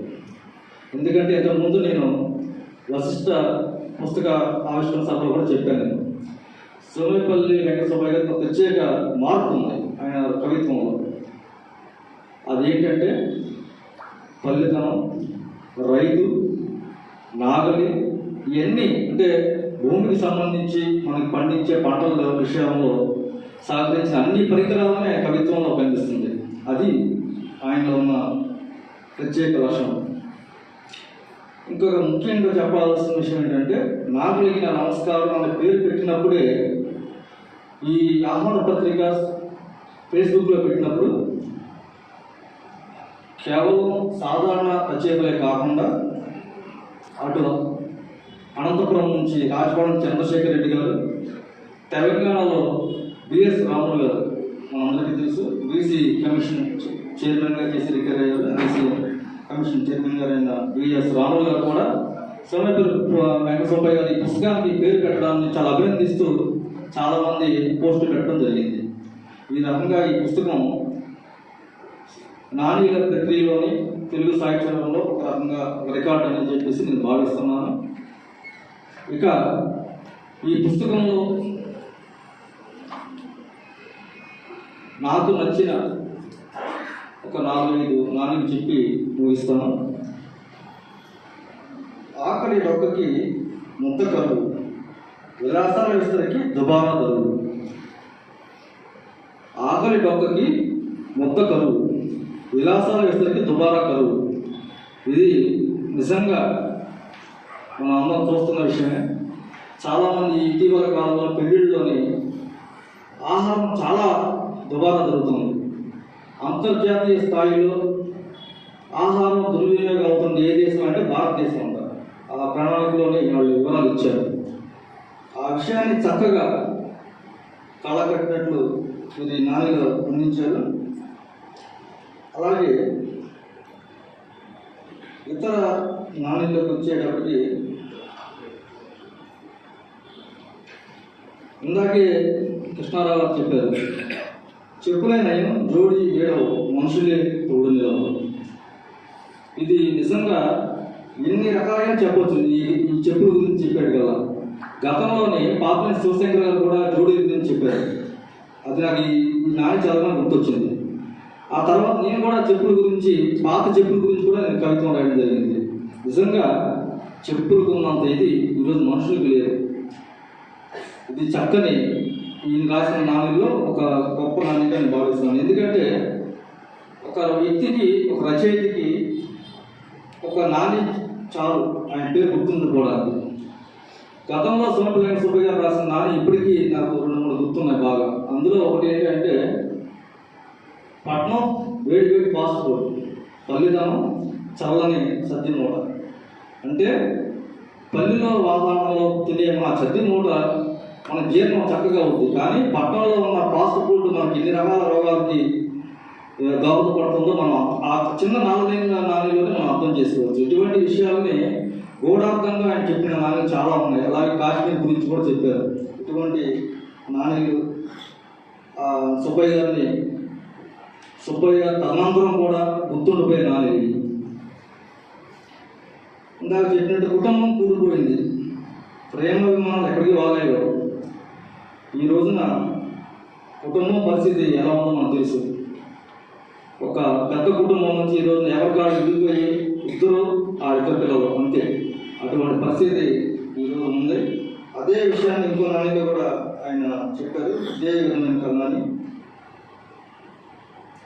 10 మంది ఒక ఇంట్లో అప్పుడు, 10 గోడల ఒక్కొక్కరు ఇప్పుడు. ఇటువంటి పరిస్థితుల్లో మనం ఉన్నాం. ఇంకొక 2 నాణ్యతలకి ముగిస్తాను. ఇది కూడా, ఈ 2 నాణ్యతలు కూడా దగ్గర కోరిక ఉన్న నాణ్యత. భూమి వంగిన హరివిల్లు కాదు, భూమికి వంగిన హరివిల్లు కాదు, నాట్లు వేసే కూలి తల్లి. అంటే ఒక కూలి తల్లి ఎంత కష్టపడి వంగి పనిచేస్తుందో అన్నది ఒక ఇంద్రదాస్తో చెప్పించే గుణాన్ని చాలా చక్కగా చెప్పిన నాని ఇది. ఇటువంటిదే ఇంకొక నాని, గాలిలో తేలిపోవడం లేదు, గాలిలో తేలిపోవడం లేదు, తాడుకు వేలాడుతూ తాపి పని. నిజంగా చాలామంది తినరాక ఫీల్డ్ చేస్తుంటారు ఆకాశంలో రకరకాల విన్యాసాలు, కానీ బతుకు జీవన పటంలో ఈ నాని గాలిలో తేలిపోవడం లేదు, తాడుకు వేలాడుతూ తాపి పని. తాపి పనే కాదండి, పెయింటర్ కూడా అంతే. ఆయన తాడు వేసుకొని చాలా పేపర్లో చూశాను నేను. వాళ్ళు కొన్ని ప్రమాదాలతో కింద పడిపోయి చనిపోయిన వాళ్ళు కూడా చాలామంది ఉన్నారు. అటువంటి జీవన చిత్ర బతుకు చిత్రంలో ఇటువంటి గాలిలో తిరిగిపోయే బ్రతుకులు ఎన్నో, గాలిపోయే బ్రతుకులు ఎన్నో. ఇవన్నీ ఇటువంటి నాణ్యులన్నీ సుబ్బయ్య గారు నాన్నలకి నా నమస్కారం అంటూ ఆయన ప్రత్యేక మార్పులు వేసుకుంటూ ఇప్పటి వరకు 5 పుస్తకాలు తీసుకొచ్చారు. ఇందులో ఆయన ముందు మాటలో కూడా ఒక విషయం రాశారు. అది ఏంటంటే, ఇప్పటి వరకు నేను నాణ్యుల పుస్తకాలు 5 తీసుకొచ్చాను, భవిష్యత్తులో ఈ 5 పుస్తకాలు కలిపి ఒక పుస్తకం తీసుకొస్తాను అని చెప్పి. కానీ ఎందుకో మళ్ళీ 5 పుస్తకాలు తీసుకొచ్చి మళ్ళీ ఇంకో పుస్తకం తేడం ఎందుకని చాలామంది అనుకోవచ్చు. నాకు తెలిసిన అనుభవంలో నేను చెప్తాను. ఇప్పుడు ఉన్న పరిస్థితుల్లోని పెద్ద కవితలు, పెద్ద కథలు చదివే పరిస్థితి చాలా తక్కువ. ఎవరో సాహితీవేత్తలు బాగా ఇంట్రెస్ట్ ఉన్నవాళ్ళు చదువుతారు, కానీ క్లుప్తంగా చదివే అలవాటు చాలామంది ఇప్పుడున్న తరం అలవాటు చేసుకుందని నేను అనుకుంటున్నాను. ఎందుకంటే ఫేస్బుక్లో కూడా ఒక పెద్ద కవిత చదివే దానికంటే ఒక 4 ఏళ్ళు నాణ్యమో లేకపోతే హైకోమో ఏదో ప్రక్రియ అది చదవడం బాగా ఇంట్రెస్ట్ చూపిస్తున్నట్టు కనిపించింది. అలాగే చిన్న పుస్తకాలు కూడా రావాల్సిన అవసరం ఉంది. పెద్ద పుస్తకాలు ఇంత పెద్ద పుస్తకం వేసినా కూడా చదివే పరిస్థితి ఇప్పుడు లేదు. కనుక ముందు చిన్న పుస్తకాల్లో వస్తే చదివి ఈ తరం ఈ కాలానికి తగ్గట్టు చదివే అవకాశం ఉంటుంది. ఈ చిన్న పుస్తకాలను కానీ ఒక పెద్ద పుస్తకం ఎందుకు వేయాల్సి వస్తుంది? అది ఎందుకంటే పరిశోధనకి, భవిష్యత్ తరాలకి సోమేపల్లి వారి కవిత్వం అంతా ఒక చోట కేంద్రీకరించి ఉంటుంది కనుక భద్రంగా భవిష్యత్ తరాలకు అందించడం కోసం ఆ ప్రయోగం. కనుక ఈ 2 ప్రయోగాలు చేస్తున్న సోమేపల్లి వెంకట సుబ్బయ్య గారు బాగా ఆలోచించి నిర్ణయం తీసుకోవడం చాలా మంచి విషయం. ఎందుకంటే గతంలో గోపి గారు సాహిత్యం అంతా పెద్ద సంపుటాలు వేశారు, 4-5 పుటాలు. అలాగే చివరి భావనదేవి గారు కూడా చేశారు. ఆపై శివశంకర్ గారు కూడా చేశాడు నాకు గుర్తు. ఈ రకంగా ఇప్పుడు కాలాన్ని భవిష్యత్తులో తీసుకోవడానికి పెద్ద పుస్తకాలు చాలా ఉపయోగపడతాయి. అది కూడా చేసి ఆ కార్యక్రమంలో కూడా మనం కలవాలని కోరుకుంటూ, చిల్లరి భావనదేవి గారు చెప్పిన ఈ సోమేపల్లి సుబ్బయ్య గారి పుస్తకంలో రాణి చెప్పమన్నారు. అది నల్లని నేలపై రంగుల చీర, రాలిన పూలే కొత్త డిజైన్. నిజంగా కొన్ని ప్రాంతాలకు వెళ్తుంటే ఒక ప్రాంతంలోకి వెళ్తుంటే రోడ్ల మీద ఆ పువ్వులు చక్కగా అందంగా ఉంటాయి. ఒకసారి ఫోటో కూడా తీసుకున్నాను నేనైతే. అది చక్కగా చిత్రీకరణ చేసి దానికి తగ్గట్టు ఈ బొమ్మలు కూడా చాలా బాగున్నాయి. మనకు ఒక కవి ఏం చెప్పాలనుకున్నాడో ఆ బొమ్మలు చూడగానే ఇంకా బాగా లోతుగా పాడుకొని ఆకర్షించే తత్వం ఈ పుస్తకాల్లో ఉంది. కనుక ఈ పుస్తకంలో ఆవిష్కరణలో నాకే అవకాశం ఇచ్చినందుకు సోమేపల్లి వెంకట సుబ్బయ్య గారిని, గుంటూరు జిల్లా రచయిత సంఘం కార్యవర్గానికి ధన్యవాదాలు తెలియజేస్తున్నాను. సెలవు. ధన్యవాదాలండి. చలకా ప్రకాష్ గారు నాని సాహిత్యం మీద ఒక అద్భుతమైన పరిశోధన గ్రంథాన్ని వెలువరించారు. అది ముద్రణ కూడా జరిగింది. మీరు అన్నట్లు విశ్వవిద్యాలయాల్లో నాని సాహిత్యం మీద పరిశోధనకు ఒక ఆధార గ్రంథంగా అది ఉంటుంది. నేను దాన్ని పూర్తిగా చదివాను. ఆ అనుభవంతో ఇవాళ ఈ పుస్తకంలో నానీలను చక్కగా విశ్లేషించారు. మీకు ధన్యవాదాలు తెలియజేస్తూ, వెంకట సుబ్బయ్య గారు తెలుగు పుస్తకాల్లో చదువుకోలేదు, జీవితంలో చుట్టుపక్కల వారి దగ్గర నుంచి తెలుగు నేర్చుకున్నారు. అందుకే అంత సహజమైన పదజాలము, సహజమైన తెలుగు మనకు వీరి కవితల్లో కనిపిస్తుంది. తెలుగు అనగానే పల్లెల్లో బాగా వ్యాప్తిలో ఉన్న సామెతలు, నానుడులు, దానిలో ప్రాణం. ఒక నానిలో చెప్తారు చూడండి, పెనం మీద నుంచి పొయ్యిలోకి, పల్లె జీవనం పట్టణానికి. అంతే, పల్లె జీవనం నుంచి పట్టణానికి వెళితే పెనం మీద నుంచి పొయ్యిలో పడినట్లు ఒక వ్యవస్థ అంతా మన కళ్ళ ముందు కనిపిస్తుంది. అంత అద్భుతమైన తెలుగు సామెతలతో చక్కటి సంప్రదాయాలతో ఈ నాణీలను వారు వెలువరించారు. అలాగే అయిన వారి కంటే చెట్టే నయం, వృద్ధాప్యంలో ఊతకర్ర అవుతుంది. ఇది ఇంకొక రకమైన స్థితిని, కుటుంబ వ్యవస్థని మనకు తెలియజేస్తుంది. ఇట్లా ప్రతి నాని కూడా ఒక వ్యవస్థను, ఒక సన్నివేశాన్ని మన కళ్ళ ముందు ఉంచి దాన్ని మనం ఆలోచించేటట్లుగా చేస్తాడు. మనల్ని ఎక్కడో ఒక ఏం చేయాలి, మన కర్తవ్యం ఏమిటి, ఇక తర్వాత మనం ఏం చేయాలి అనే ఆలోచన రగించడానికి ఈ నాణీలన్నీ కూడా ఉపయోగిస్తాయి. మరొకసారి వారికి కృతజ్ఞతలు తెలియజేస్తూ, అయితే ఒక కవిగా వారి అంతరంగం ఏమిటి, ఈ నాణ్యాల సృష్టి వెనుక స్వయంగా వారే మాట్లాడితే అందులో అంతరార్థం మనకి ఇంకా బాగా తెలుస్తుంది. కవి గారిని మాట్లాడవలసిందిగా కోరుతున్నాను.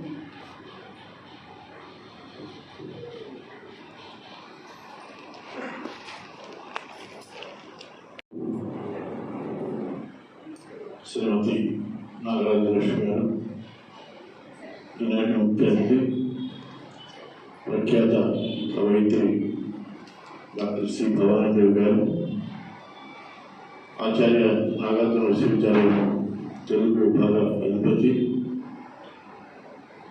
పెద్దలు శ్రీ రమకృష్ణారావు గారు, రమ్య భారతి సంపాదకుడు చలపాక ప్రకాష్ గారు, ఈ రోజున ఈ కార్యక్రమానికి చేసినటువంటి సోదరులు సాహిత్య అభిమానులందరికీ నమస్కారం. ముఖ్యంగా పాపిరెడ్డి గారు, పెనుగొండ గారు, పెద్దల మోదులు పాపిరెడ్డి గారు, వాళ్ళందరూ ఎంతో శ్రమ తీసుకుని కార్యక్రమం వచ్చినందుకు ధన్యవాదాలు తెలియజేస్తున్నాను. చాలామంది వేరే గ్రామాల నుంచి కూడా వచ్చారు, వారికి కూడా కృతజ్ఞతలు తెలియజేస్తున్నాను. ముఖ్యంగా నేను కవిత్వం ఏది రాసినా కూడా దానిలో 90% నా అనుభవం నుంచి వచ్చినవి, నేను చూసినవి కానీ నేను అనుభవించినవి కానీ ఎక్కువగా వాటి నుంచే వచ్చింది నా కవిత్వం. నేను పుట్టి పెరిగింది పల్లెటూరు.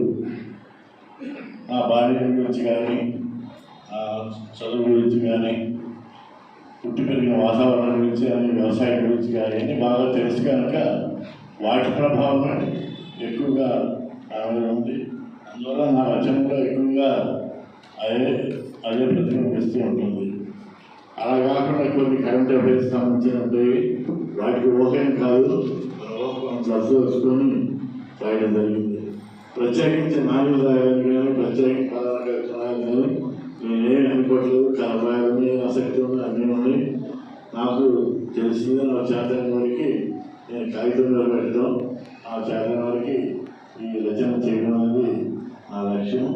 అయితే ఈ నాణ్యం అనేది నాకు మొదటి పుస్తకం రాసినప్పుడు కొంచెం బాగా రాయడానికి అలవాటు పడింది, బాగా రాయగలుగుతానన్న శక్తి వచ్చిందని అనిపించినాక అప్పటి నుంచి ఇవి రాస్తున్నాను. దీనిలో రోజు నేను దినపత్రికలు చదవడం, పెద్దవాళ్ళ యొక్క కవిత్వం చదవడం, వీటన్నిటి వల్ల నేను ఏదో పెద్ద గొప్ప కవిత్వం రాస్తానంటే పెద్దలందరి యొక్క ఆశీస్సులను తెలియజేస్తూ మరి ఈరోజు ఈ కార్యక్రమానికి చేసినందుకు ధన్యవాదాలు. ముఖ్యంగా డాక్టర్ సి భవానీ గారు ఈ పుస్తకానికి ముందు మాట రాశారు, వారికి హృదయపూర్వక ధన్యవాదాలు. అలాగే సమీక్ష చేసినటువంటి కృష్ణారావు గారికి, నాగరాజలక్ష్మి గారికి, విజయవాడ నుంచి వచ్చారు చలపాక గారికి, ఈ కార్యక్రమానికి చేసిన అందరికీ మరీ ధన్యవాదాలు. ముఖ్యంగా గుంటూరు జిల్లా చంద్రశేఖర సభ్యులందరూ కూడా హృదయపూర్వక కృతజ్ఞతలు. నాన్న అలానే ఈ కార్యక్రమాన్ని పొద్దు నుంచి కూడా ఉండి ఎంతో కృషి చేసిన వారికి ధన్యవాదాలు తెలియజేస్తూ ఇలాగే సెలవు తీసుకున్నాం. Thank you.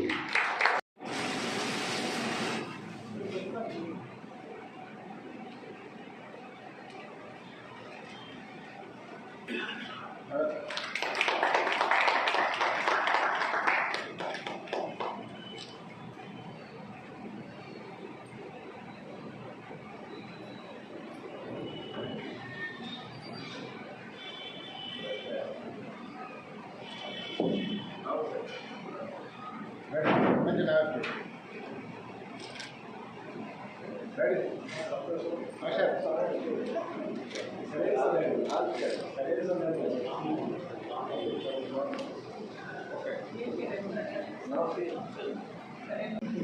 భవానీదేవి గారిని సందేశం అందించవలసిందిగా కోరుతున్నాను.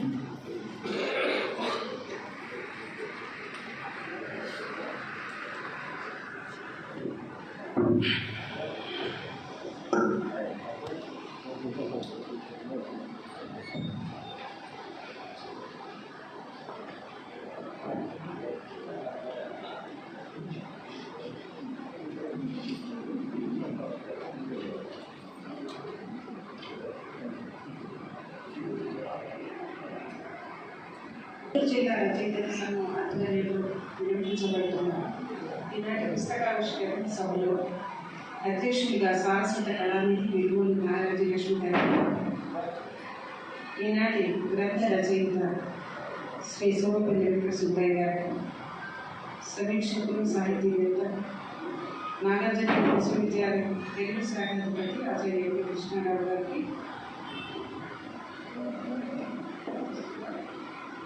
రమ్యవారి సాహిత్య పత్రిక సాహితీవేత్త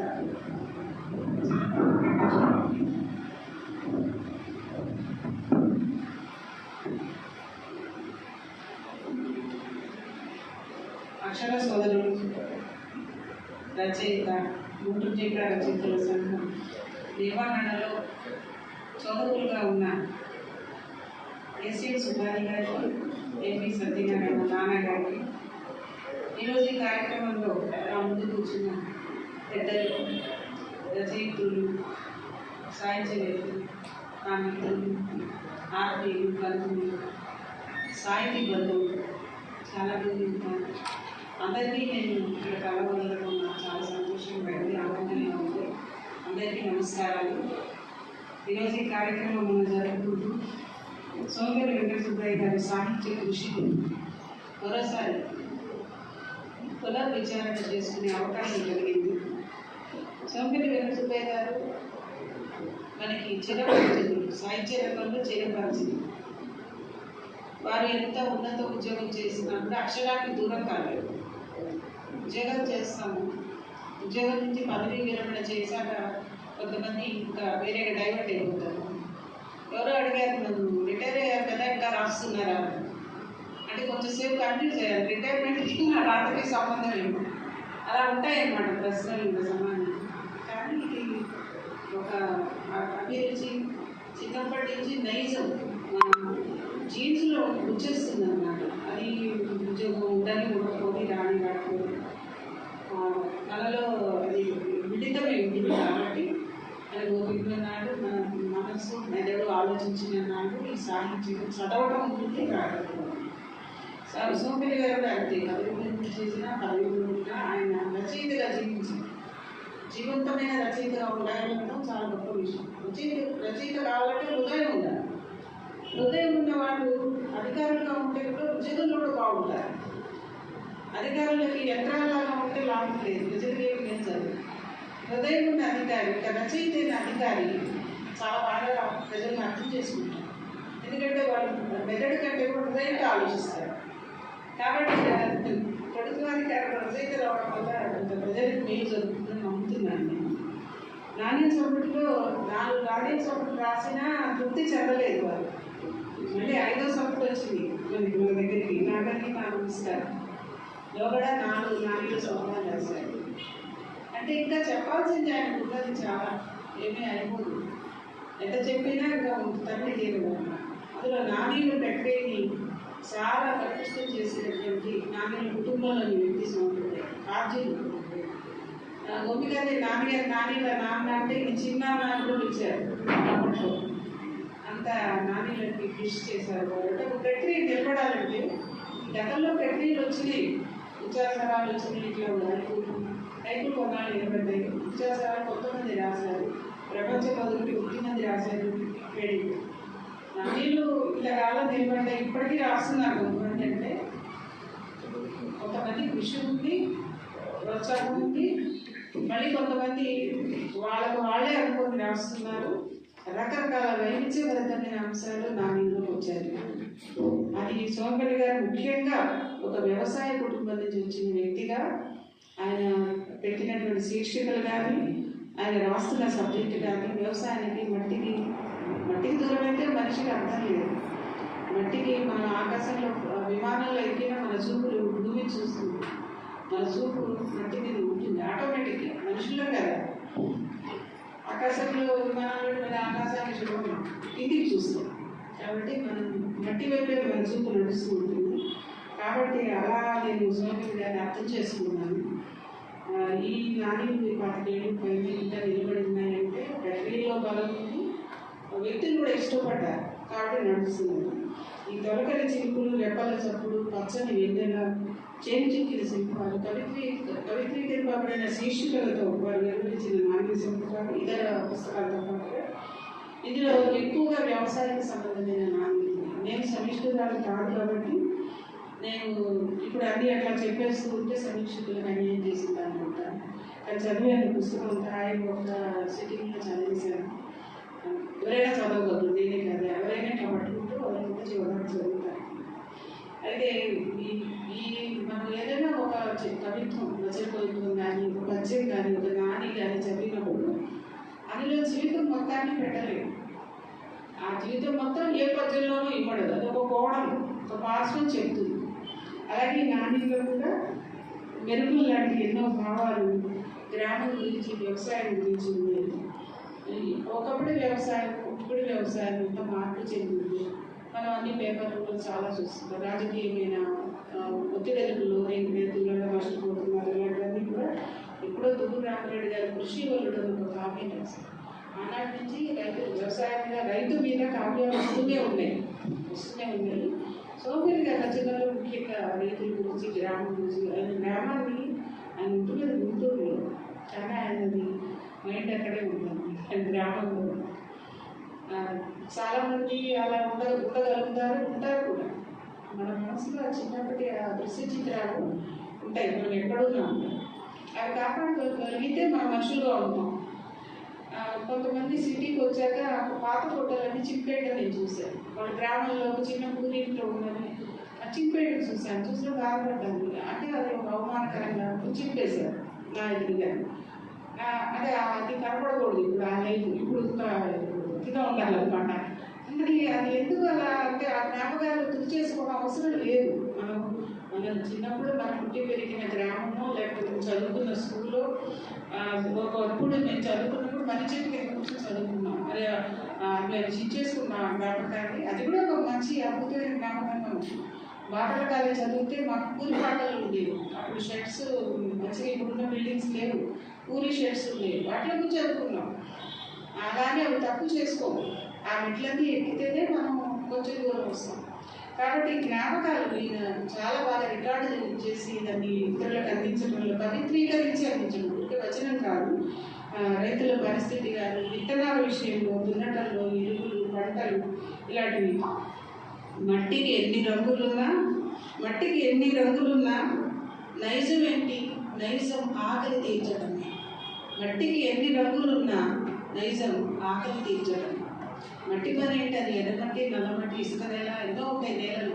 కానీ దాని నైజం మాత్రం మనిషి ఆకలి తీర్చడం, ప్రాణికి ఆకలి తీర్చడం. నాగలికి నమస్కరిస్తున్నటువంటి రైతు బిడ్డగా ఈ నాణ్యంలో మనకి చాలా చక్కగా అక్షర రూపంలో ప్రతిస్పందిస్తూ కనిపిస్తారని. ఇప్పుడు ఆకలి డొక్కకి ముద్ద కరువు, బాగా ఆకలి వేసిన వాళ్ళకి ఆహారం దొరకదు. విలాసాల విస్తరికి దుబారా దరువు క్లాస్ చేసేవారు. ఈ విలాసాల విస్తరికి అంటే బాగా లగ్జూరియస్గా జరిగే ఫంక్షన్స్లో, విలాసాలుగా జరిగే దాంట్లో చాలా ఫుడ్ వేస్ట్ అవుతుంది. ఆహార పదార్థాలు చాలా వృధా చేస్తారు. అది దుబారా దరువు అన్నారు. దరువు అనే పదం కూడా వాడారు.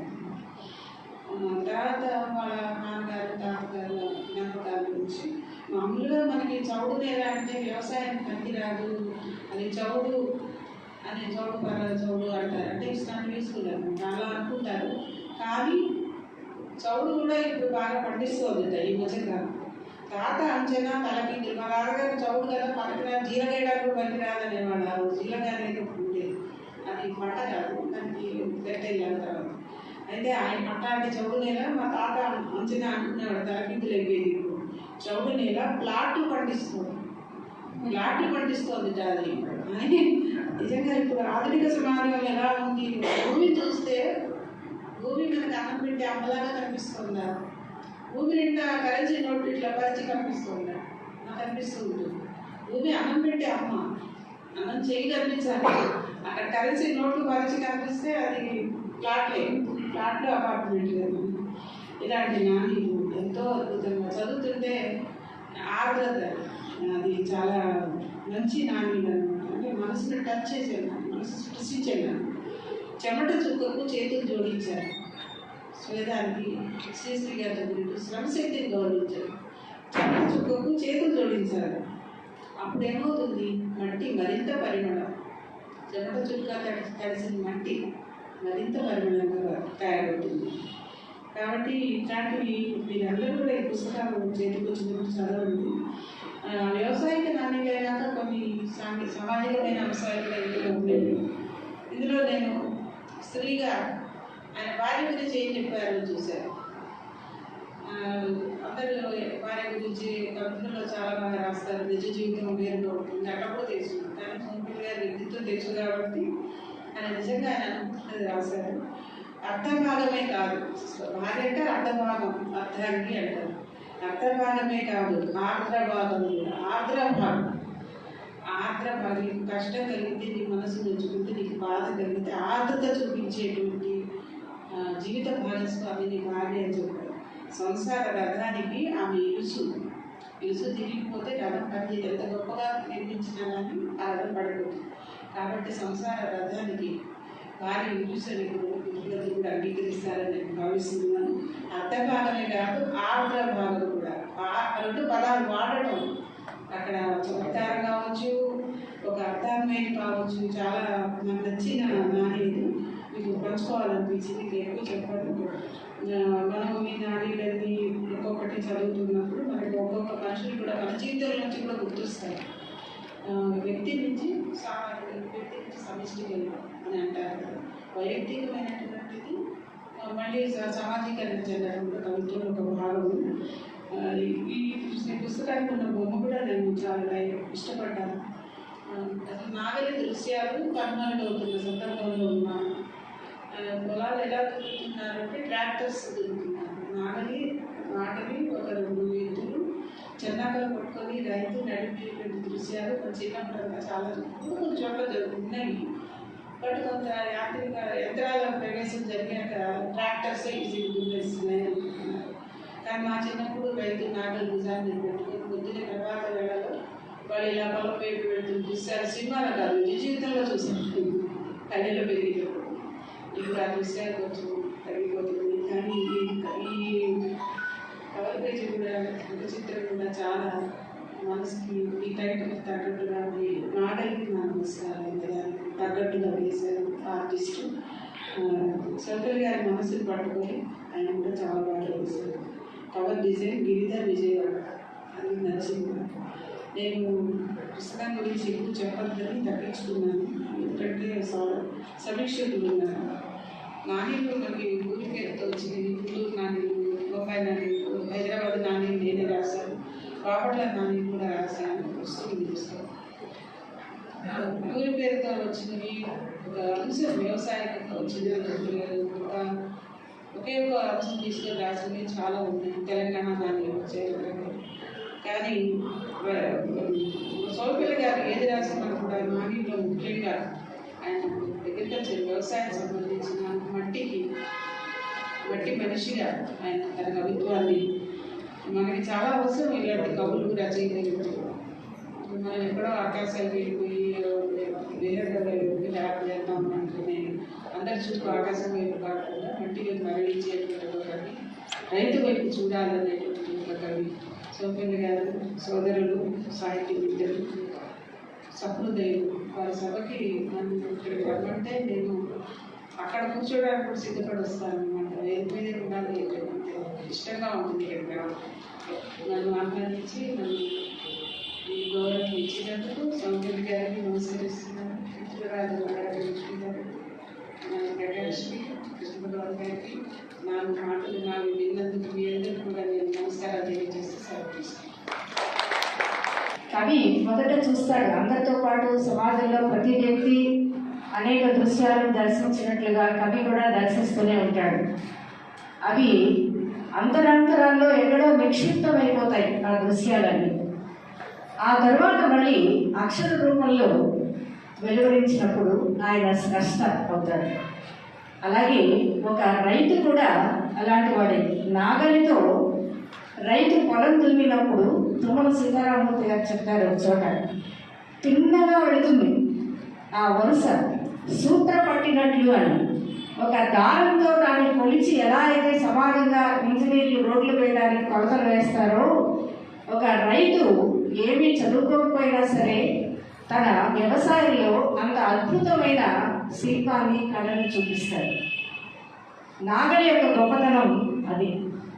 అందుకే నాగలిని చూడగానే, నాగలి పేరు వినగానే రైతు కుటుంబంలో జన్మించిన వాళ్ళందరికీ కూడా ఒక మనసులో ఒక ఆర్ద్రత చోటు చేసుకోవడం అనేది అనివార్యం.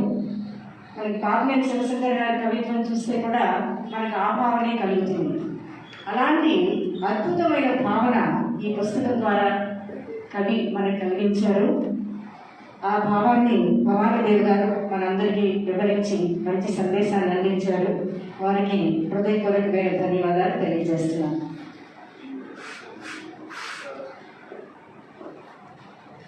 ఛానల్ వారి కోసం మళ్ళీ పుస్తక ఆవిష్కరణ కార్యక్రమం.